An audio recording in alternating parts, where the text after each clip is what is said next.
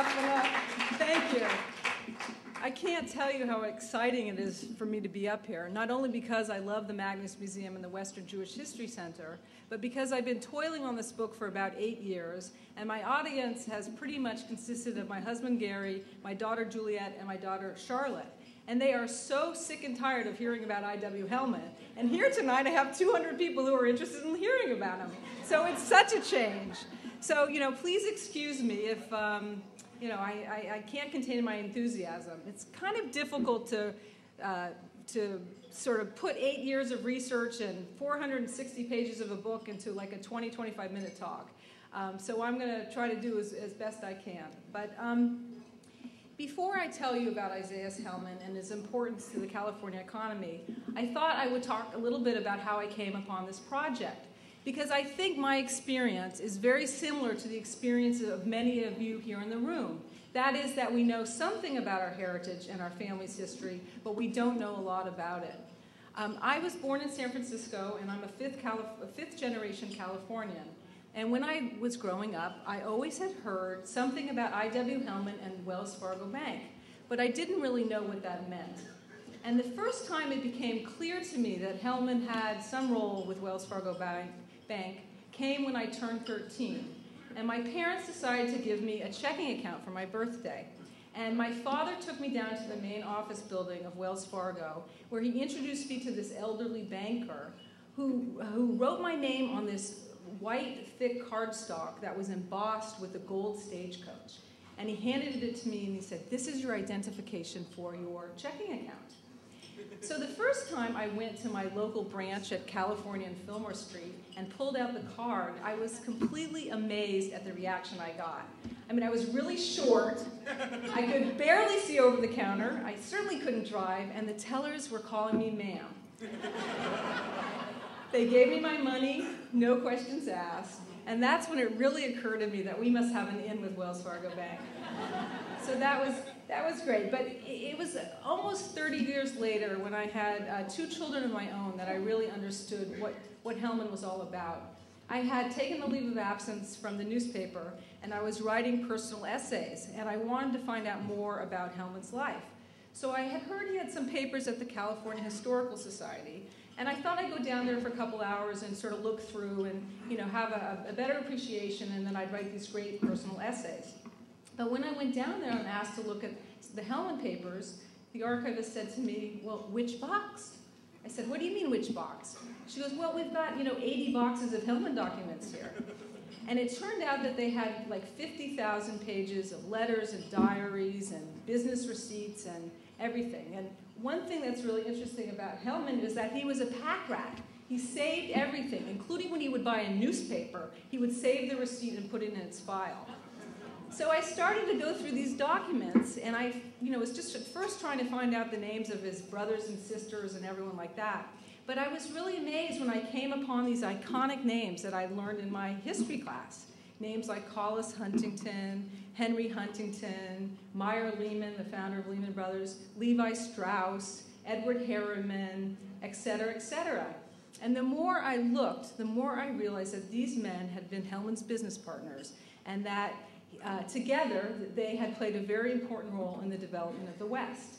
And I'm a reporter by profession, and I realized that I had stumbled upon an untold story. And there's nothing that reporters like better than untold stories, because we're always eager to tell them. So at that point, I decided that I really ought to write a book. Forget my personal essays. Who cares about me? I need to write a book about I.W. Hellman. So that was 8 years ago, and it's finally coming out in November. And I'm really, it's been a great journey. It's been so fun to read about him, and it's been so fun to meet my relatives. And I just have to say, I would really like every descendant of Isaiah Hellman to stand up for a minute, because there are a lot of us in this room, and I don't think we've ever really all been together like this. So could you just stand up and show how many people are here?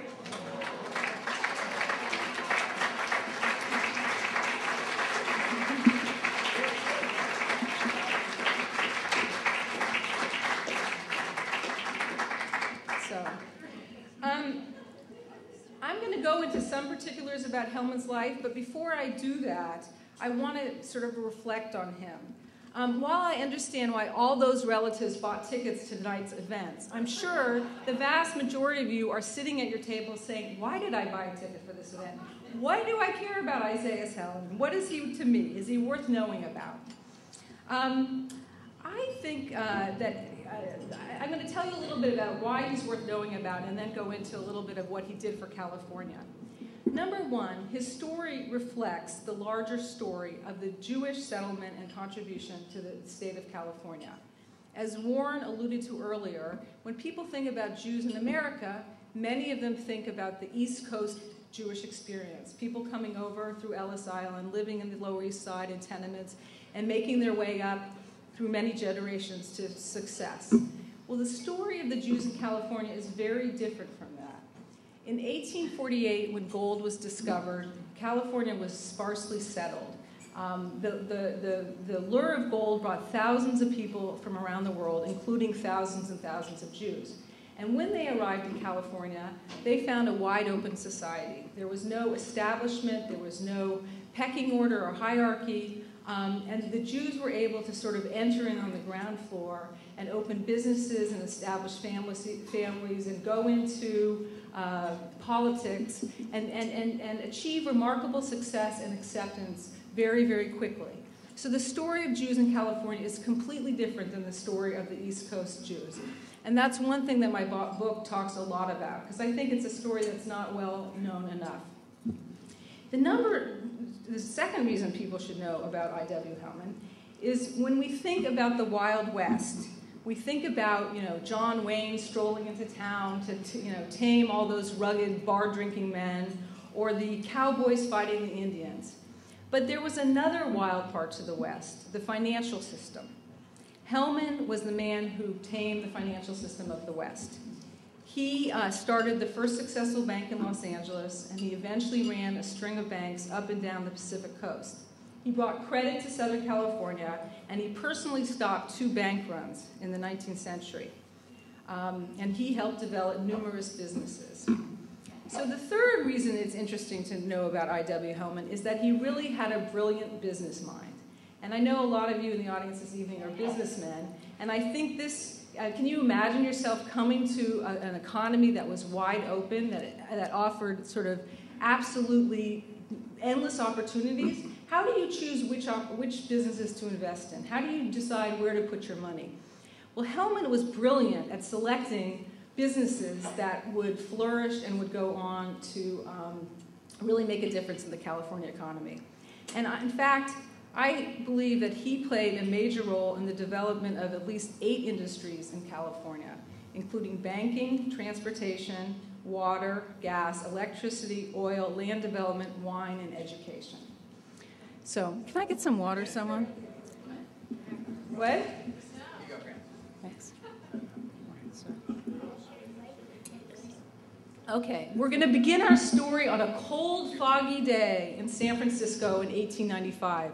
It's February, and there's I.W. Hellman. And, next slide. On that cold, it was a Saturday morning, Hellman kissed his wife Esther goodbye, and he left his house on Franklin Street, that's at Franklin and Sacramento, to walk down to his banking office at Pine and Montgomery. This is the Nevada Bank in Pine and Montgomery. Now, normally, Hellman walked to work with 2 of his boyhood friends from Reckendorf. They all came from the same town in Bavaria. Isaac Walter, who lived next door to him, and William Haas, who lived down the street. But that day, Hellman walked alone. So, what was San Francisco like in 1895?